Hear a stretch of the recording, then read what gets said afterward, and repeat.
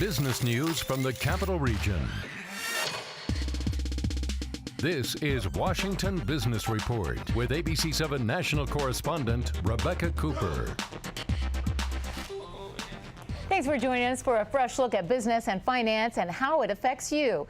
This week, debate continues over funding priorities in the District, Maryland, and Virginia, whether tax cuts or tax hikes are the solution.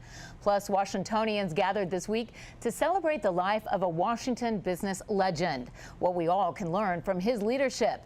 We've got that and more coming up in the roundtable. Plus, some crave it, others hate it.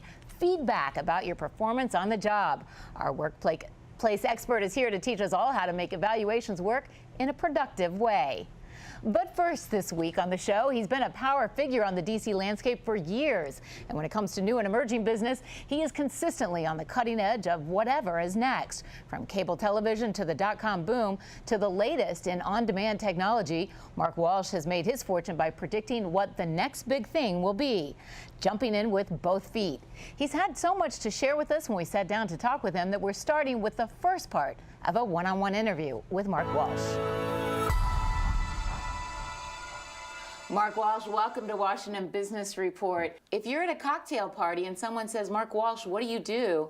What's the 2 to 3 sentence answer you give them? I tell people I connect the dots, .com, .edu, .gov, .net, .org.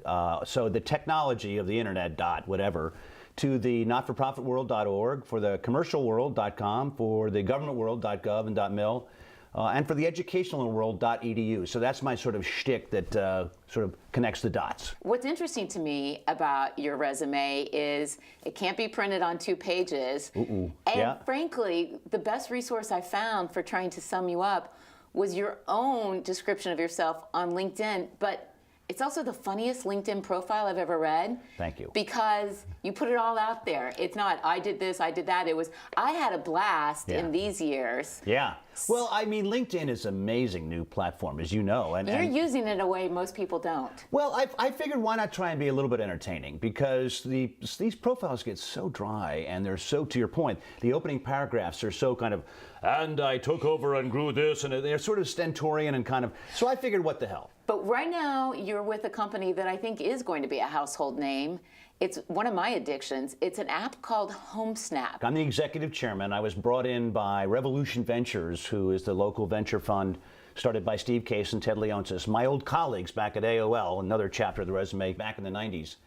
Smart guys, they know a good thing when they see it. So it has been said. But they saw, actually, Steve Case saw HomeSnap at South by Southwest about 3 years ago, and met the founders and said, I want to put some money in. And Revolution has continued to invest through multiple levels of investment.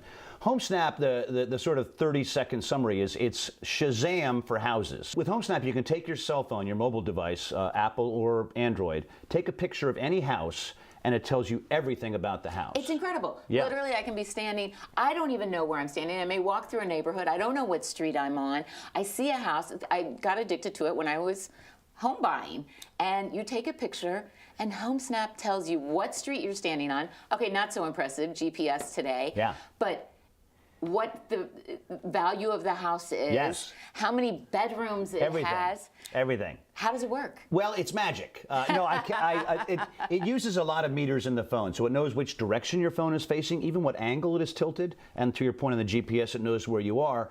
And then once it identifies the house you're snapping, it pulls down all the data from the MLS, the multiple listing service, if the house is for sale, and shows you that in a very friendly way. But even if the house isn't for sale? If the house is not for sale, you're good. If the house is not for sale, it brings down tax data and other syndicated data sources to tell you all about the house and its history. I love it. It's a darn good piece of technology. We're very, very excited about it.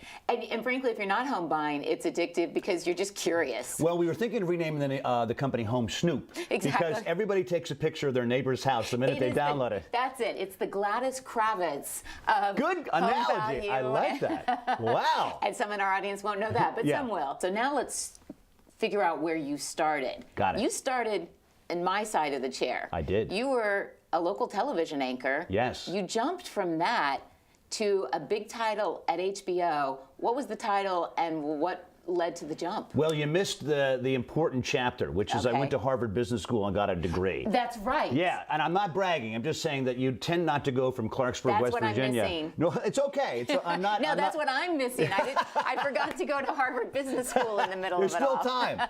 So I applied to business school and got in and went for 2 years and then applied to the networks to be a business reporter or to get into the business side. And HBO hired me. And speaking of resumes and funny stuff on it, like LinkedIn, the reason I got a job at HBO is on my resume I had the fact that in a summer job in Baltimore, I cleaned cages in the Baltimore Zoo. I listed that. And HBO was looking for that? Close. The HBO guy came to the interview us at school. He spent the entire time asking me about cleaning cages, what it was like. How could you tell when the bear was sick and all this stuff? He goes back to New York. He says, I met a guy who shoveled crap, literally, and I know he can succeed here if he can do that. So what'd you learn at HBO and what led you to the next job? So I learned that subscription marketing, getting people to subscribe to a service, is both tough, but once you get it, it's great. The subscription business is a fantastic model. Economically, it's very reliable. You can use subscribers to be marketers for your own product to other people. You can get, effectively, you get references from subscribers.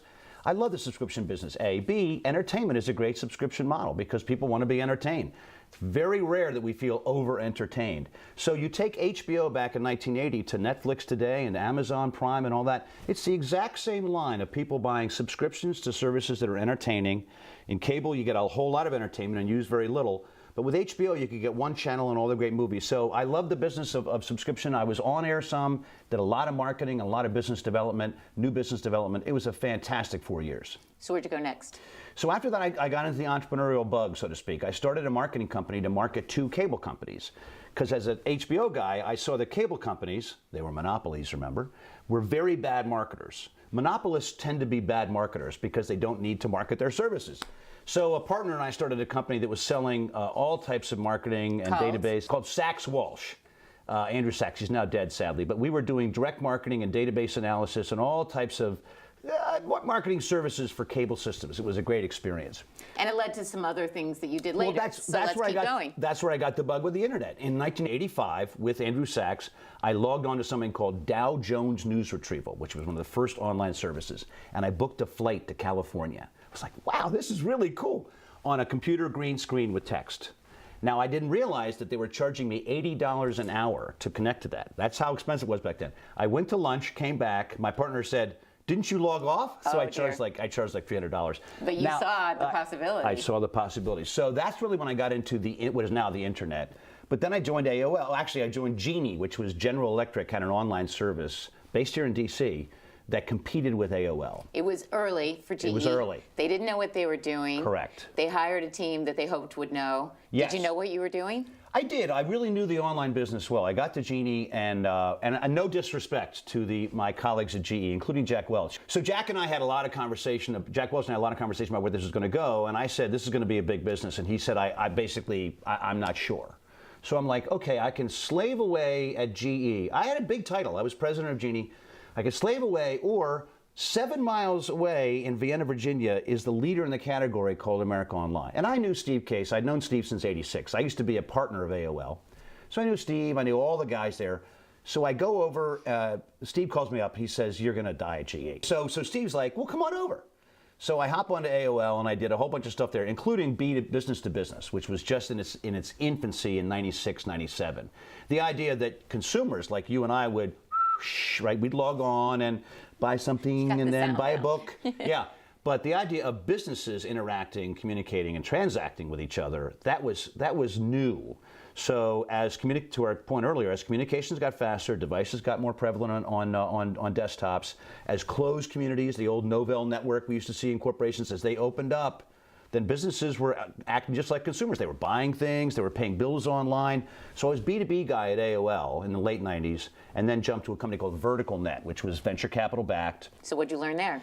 Well, I learned a bunch of stuff. How to grow a company with a lot of people. We had 20 people when I joined. We had 2,000 at our peak. Took a company public on the NASDAQ, which is a fascinating experience to be the CEO of a company that goes public.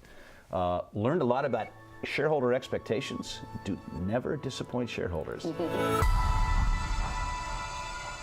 So we still had a lot to learn from Mark Walsh. It's clear he has the ability to be ahead of the curve in industries ripe for change. So we decided we're going to keep you hanging till next week for part 2 of the interview as he shares his next big project as to why he thinks it's something you should be passionate about, and more on what he's learned in business. Still to come today, the debate over taxes in our region and what it means for you. That's in the roundtable. And next, in our small business spotlight, feedback, how to handle the truth while helping your career.